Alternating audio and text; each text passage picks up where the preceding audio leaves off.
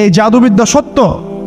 এবং এখনকার অনেক ভণ্ড যে কবিরাজগুলো বের হয়েছে, এরা জিনকে তাবে করে নিয়ে এই জিনদের মধ্য দিয়ে মানুষের মধ্যে জাদু ছড়িয়ে দিয়েছে, এবং এর ফলশ্রুতিতে বহু পরিবার ধ্বংস হয়ে যাচ্ছে। এই জাদুবিদ্যা সত্য।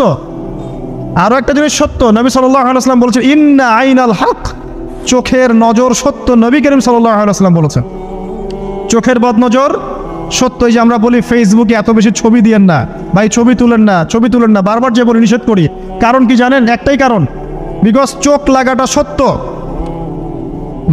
মানুষের চোখ লাগে, এই কথা শুনলে অনেক মজুমদাররা হাসবে না? কথা বুঝতে পারেন নাই? কিন্তু এটা সত্য, কারণ নবী করিম সাল্লাল্লাহু আলাইহি ওয়াসাল্লাম যা বলেছেন সাদাকাল্লাহু ওয়া সাদাকা রাসূলুহুল কারীম, নবী যা বলেছেন, আল্লাহ যা বলেছেন চিরায়ত সত্য, এর বাইরে কোনো সত্য আছে? আচ্ছা দেখেন, আমি বললাম যে জাদুবিদ্যা সত্য। এই জাদুবিদ্যার চর্চা মানুষ করে, এখনও করে, এবং এই জাদু দিয়ে মানুষের ক্ষতি করার জন্য জিনের প্রয়োজন হয়, দুষ্ট জিন। এই জিনগুলোকে মানুষ তাবে করে মানুষের ক্ষতি করার চেষ্টা করে। দেখবেন এখন গ্রামে গঞ্জে শহরে সব জায়গায় ছড়িয়ে পড়েছে না? দেখবেন, খুব সতর্ক থাকবেন। আমি পরে সলিউশন বলছি আপনাদেরকে। আরেকটা বলেছি, নবী সাল্লাল্লাহু আলাইহি ওয়াসাল্লাম বলেছেন চোখের বদনজর এমন সত্য যে একটা উটকে এই রান্নার ডেকচির মধ্যে ঢুকাই ফেলতে পারে। মানে একটা উট খুব সুন্দর ভালো, আপনি দেখছেন মাশাআল্লাহ বলেন নাই, নজর লেগেছে, উটটা মারা গেছে দেন, তারপর তাকে জবাই করে খেয়ে ফেলতে হয়েছে।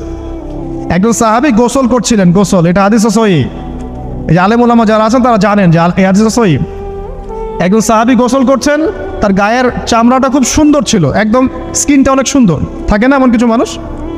আচ্ছা, এখন আরেকজন সাহাবী এই গোসল দেখছেন দূর থেকে, দেখে বলছেন যে কি চমৎকার তার শরীরের রংটা, যেন কুমারী নারীর মতো, অনেকটা এমন একটা কথা তিনি বলেছিলেন। সাথে সাথে এই সাহাবী অজ্ঞান হয়ে পড়ে গেছে। কোন সাহাবী? যিনি গোসল করছিলেন।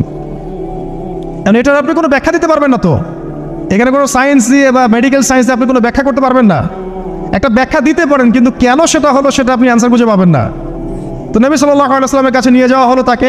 তিনি বললেন যে এই ব্যক্তির ব্যাপারে কি কেউ ভালো মন্দ কিছু বলেছিল? তখন একজন সাহাবী বলেন হ্যাঁ, অমুকে বলেছে এর স্কিনটা অনেক সুন্দর, ওকে ডেকে নিয়ে আসুন। ওকে ডেকে আনা হলো। ডেকে আনার পর নবীজি তাকে অনেক শাসালেন, তোমরা তোমাদের ভাইদেরকে কি মেরে ফেলতে চাও? তখন এই সাহাবী তো অবাক, আমি আবার কখন মারতে চাইলাম ইয়া রাসূলুল্লাহ? আমি তো মারতে চাই নাই, আমি তো খালি বলেছি যে তার গায়ের রংটা অনেক সুন্দর। তখন তিনি বললেন কেন তুমি সুবহানাল্লাহ বললে না, কেন তুমি মাশাআল্লাহ বললে না? যখন মাশাআল্লাহ বলবেন, সুবহানাল্লাহ বলবেন, নজরটা লাগবে না। আর যখন আপনি মাশাআল্লাহ বলবেন না, সুবহানাল্লাহ বলবেন না, দেখবেন নজর লেগে গেছে। আপনি বিশ্বাস করেন ব্যবসা খুব ভালো চলছে, মানুষ বলল যে বাহ তোর তো ব্যবসা হেভি, লালে লাল শাহজালাল, ঠিক আছে, দেখবেন আপনার কেনা বেচা বন্ধ হয়ে গেছে। এরকম হবে, আমার কথাটা বিশ্বাস করেন। এটা কিন্তু সায়েন্স প্রমাণ করতে পারবেন না, আল্লাহ এবং তার রাসূল বলেছেন, তার উপরে কোনো সত্য নেই। আছে সূরা কাহফ 29 নম্বর আয়াত পড়ে দেখেন, আল্লাহ পাক বলছেন ওয়াকুলিল হাক্কু মির রাব্বিকুম, সত্য সেটাই যা তোমার রবের পক্ষ থেকে আসে। ফামান শাআ ফালইউমিন, যার ইচ্ছা হয় বিশ্বাস করুক, ওয়ামান শাআ ফালইয়াকফুর, যার ইচ্ছা হয় সে অস্বীকার করুক। এই কারণে আমরা বলি ফেসবুকে এত বেশি ছবি দেওয়া, এই আই ওয়াশ করা, এই যে শোডাউন করা, হ্যাঁ, ইসলামের কিছু কাজ করলেন একদম মানুষকে না দেখাইতে পারলে ঘুম হচ্ছে না, এগুলো বন্ধ করেন, এগুলো বন্ধ করে দেন আল্লাহর ওয়াস্তে। অফলাইনে কাজ করেন, নিজেকে গোপন করার চেষ্টা করেন। যত বেশি মানুষের কাছে নিজেকে এক্সপোজ করবেন, কাজের বরকত কমে যাবে, কাজের বরকত কমে যাবে, চোখ লাগবে, নজর লাগবে।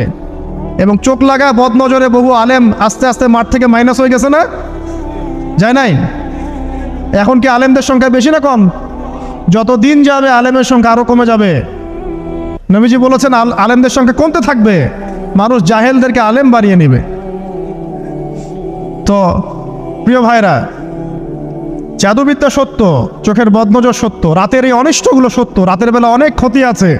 এই জন্য নবীজি বলছেন বাচ্চাদেরকে বাইরে বের করো না, এবং তোমরাও রাত যখন গভীর হবে তখন এদিক ওদিক ঘোরাফেরা করো না। দেখবেন রাত যত গভীর হয় আমাদের শহরগুলো তত জীবিত হয়, তাই না? তাই না? রাত যত গভীর হচ্ছে শহর তত জীবিত হয়। চায়ের দোকানে আড্ডা বেশি, ওই সিনেমা দেখছে, টিভি দেখছে, ক্যারাম খেলছে, লুডো খেলছে, ঘুম নাই। ঘুম কখন? ফজরের আগে আগে। ফজরের নামাজ কিন্তু নাই, ফজরের ঠিক আগে আগে আবার ওই যে জোহরের নামাজের সময় উঠতেছে। এখন আমাকে বলেন এরকম জেনারেশনকে দিয়ে কি আসলে ইসলামের কোনো খেদমত হবে? আচ্ছা, নবীজি রাতের বেলা আর্লি ঘুমাতেন, আল্লাহ পাক আমাদের সবাইকে তাড়াতাড়ি ঘুমানোর তৌফিক দান করুন। হ্যাঁ, আপনি ইলম চর্চা করলে রাত জেগে থাকতে পারেন, আপনি যদি জ্ঞান চর্চা করেন রাত জাগতে পারেন, আপনি কোনো গবেষণা করছেন, নামাজ পড়ছেন বা কোরআন হিফজ করছেন, আপনি রাতের আর্লি উঠবেন, এটা আলাদা বিষয়। কিন্তু কমনভাবে আমাদের এই যে ফেসবুক, ইউটিউবিং ইত্যাদিতে আমরা লিপ্ত থাকি, সারা রাতটা কাটাই আড্ডাবাজি করে, এগুলো বন্ধ করতে হবে। এগুলো বন্ধ না করলে ফিজিক্যালি আমরা মানে সুস্বাস্থ্যের অধিকারী হতে পারবো না। সারা দিনটা আমাদের একটা কি বলবো অলসতার ভাবে যাবে এবং দিনের বেলা কাজগুলো ব্যাহত হবে। এতে করে আমাদের উম্মার এই পুরো বড় যে তরুণ প্রজন্ম আছে এদেরকে আপনি সম্পদে পরিণত করতে পারবেন না। তাই এই সিস্টেমটা চেঞ্জ করা দরকার। নবীজি রাতের বেলা এই সূরা বাকারার শেষে 3টা আয়াত তেলাওয়াত করতেন, আমরা করবো ইনশাআল্লাহ। ইনশাআল্লাহ। আরেকটা আমল বলে দেই, নবী করিম সাল্লাল্লাহু আলাইহি ওয়াসাল্লাম রাতের বেলা সূরা মুলক তেলাওয়াত করতেন। কোন সূরা এটা? কোন সূরা? তাবারাকাল্লাযী বিয়াদিহিল মুলক। কয়টা আয়াত আছে? 30টা আয়াত আছে। নবীজি বলেছেন সাল্লাল্লাহু আলাইহি ওয়াসাল্লাম যে এই সূরা আপনাকে কবরের আযাব থেকে বাঁচাবে ইনশাআল্লাহ। কবরের আযাব থেকে তো ভাই বাঁচা খুব সহজ নাকি?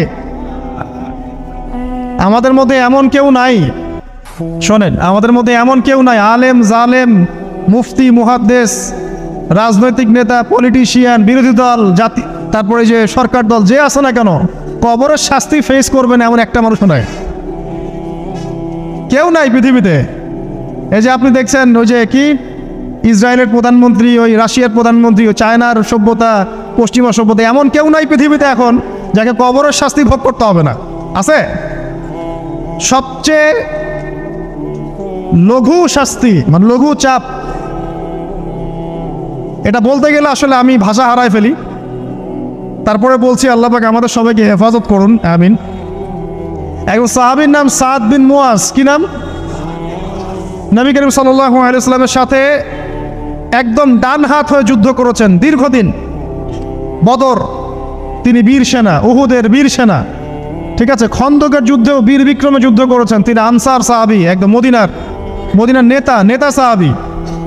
সব সাহাবী কিন্তু একরকম নন, কেউ ছিলেন নেতৃস্থানীয় সাহাবী, তিনি ছিলেন একজন নেতৃস্থানীয় সাহাবী, ঠিক আছে, সাদ বিন মুয়াজ। নবী করিম সাল্লাল্লাহু আলাইহি ওয়াসাল্লাম এত ভালোবাসতেন তাকে, এত ভালোবাসতেন যে তাকে নিজের মনে করতেন যে সাদ বিন মুয়াজ আনসাররা আমার নিজের। 4টাখানি কথা। এই সাহাবীর খন্দকের যুদ্ধে এই যে হাতের এই দিকে সম্ভবত হাতের এই রগের মধ্যে একটা তীর এসে লাগে এখানে, এবং তীরটা তিনি বের করতে গিয়ে রক্তটা ছিঁড়ে যায়। এরপর ফিনকি দিয়ে রক্ত বের হওয়া শুরু হয়। চিকিৎসা করে করে রক্ত বন্ধ করা যায় নাই, এবং এই রক্তের প্রবাহিত রক্তেই আল্লাহর ইচ্ছায় তিনি শাহাদাত বরণ করেন, তিনি ইন্তেকাল করেন। নবী করিম সাল্লাল্লাহু আলাইহি ওয়াসাল্লাম প্রচণ্ড ব্যথিত হন, মানে মনটা তার খুব নরম হয়ে যায় সাদ বিন মুয়াজ রাদিয়াল্লাহু আনহুর জন্য। তো এই সাহাবীর যখন জানাজার নামাজ পড়ানো হচ্ছে, নবীজি বলছেন 70,000 ফেরেশতা তার নামাজে অংশ নিয়েছে। আর এই সাহাবীকে যখন কবরে শোয়ানো হয়েছে, নবী করিম সাল্লাল্লাহু আলাইহি ওয়াসাল্লাম পরে জানিয়েছেন কবরের যে মৃদু চাপ, সাদ বিন মুয়াজ রাদিয়াল্লাহু আনহুর কবরেও সেই মৃদু চাপ দেওয়া হয়েছে। আমি কি বুঝাতে পারলাম ভাই? আমাদের কোনো দাম আছে এখনকার পলিটিশিয়ানদের কোনো দাম আছে? এখনকার সমাজ নেতার কোনো দাম আছে? এখনকার সুদখোরদের কোনো দাম আছে? এই ঘুষখোর দুর্নীতিবাজদের কোনো দাম আছে? আমরা যারা কাঠমোল্লা হয়ে আছি আমাদের কোনো দাম আছে? সাদ বিন মুয়াজ রাদিয়াল্লাহু আনহু যদি কবরের শাস্তি তাকে না ছাড়ে, প্রশ্নোত্তর পর্ব তাকে না ছাড়ে, আমরা পার পাবো? নবী করিম সাল্লাল্লাহু আলাইহি ওয়াসাল্লাম বলছেন সূরা মুলক তেলাওয়াত করো রাতের বেলা, ইনশাআল্লাহ সূরা মুলকের তেলাওয়াত কবরের আযাব থেকে তোমাকে বাঁচান। আর আমাদের তো ভাই কবরে সবাই সাথে যাবে না, গার্লফ্রেন্ড যাবে না, বাপ মা ভাই বোন সবাই যাবে না। একজন ব্যক্তি সুদ খাচ্ছে, জিজ্ঞাসা করে দেখেন কেন খায়, বলবে তার সন্তানের জন্য খায়, তার বউয়ের জন্য খায়, তার মা বাবাকে দেখতে হবে তাই খায়, তাই না? একজন ব্যক্তি ঘুষ খায়, বলবে আমার পরিবারের জন্য খাই। একজন দুর্নীতি করছে, পুকুর চুরি করছে, বলবে দুর্নীতি করছে আমার পরিবারের জন্য খাই, পরিবার ভালো থাকবে। সবার একই এক্সকিউজ যে পরিবার যেন ভালো থাকে, আমার সন্তানরা যেন ভালো থাকে, আগামী প্রজন্মের জন্য কিছু রেখে যেতে পারি, তাই না? এরকম একটা মানুষও কি আপনার সাথে কবরে যাবে? তাহলে এই বোকা মানুষ কেন বোঝে না যে আপনার কবরে আপনাকেই যেতে হবে? তাহলে আপনি কি কারণে অন্যের কারণে নিজের পরকাল নষ্ট করছেন? অন্যের সুখের জন্য আপনি আপনার পরকাল নষ্ট করছেন। সুদ খাচ্ছেন, দিব্যি মায়ের সাথে জেনা করছেন। আপনাদের এলাকায় নাকি সুদের সমস্যা অনেক বেশি। কয়েকটা হাদিস বলে দেই, আমি ওদেরকে আক্রমণ করতে আসি নাই, আমি শুধু তাদেরকে 3টা হাদিস শোনাতে এসেছি। 1 নম্বর হাদিস শোনেন। আল্লাহর নবী মুহাম্মদ সাল্লাল্লাহু আলাইহি ওয়াসাল্লাম বলেছেন, সুদের পাপের 73টা শাখা আছে। কয়টা? কোন হাদিসে 70টাও আছে, কোন হাদিসে 73টা আছে। বলছেন যে সবচেয়ে নিচের শাখাটা হচ্ছে, সুদের পাপের সবচেয়ে নিচের শাখা হচ্ছে যে যেন কোনো ব্যক্তি তার মাকে রেপ করলো, তার মাকে ধর্ষণ করলো। 1 দিরহাম যে ব্যক্তি সুদ খায়, সহিহ বুখারীতে আরেকটা হাদিস এসেছে, সে যেন 36টা মেয়েকে ধর্ষণ করলো।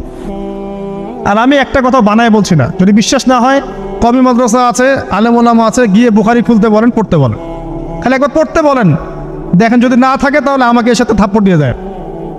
যদি না থাকে হাদিস এটা, তাহলে আমার গালে একটা থাপ্পড় দিয়ে যায়। আর যদি থাকে তাহলে আল্লাহর রাস্তায় সুদ খাওয়া ছেড়ে দেন। কোনটা করবেন? চ্যালেঞ্জ করবেন? নবীজি বলেছেন, 1টা দিরহাম যে ব্যক্তি সুদ খায়, দিরহাম মানে কি? রৌপ্য মুদ্রা। এটা এখন দেখতে পারবেন না, জাদুঘরে আছে।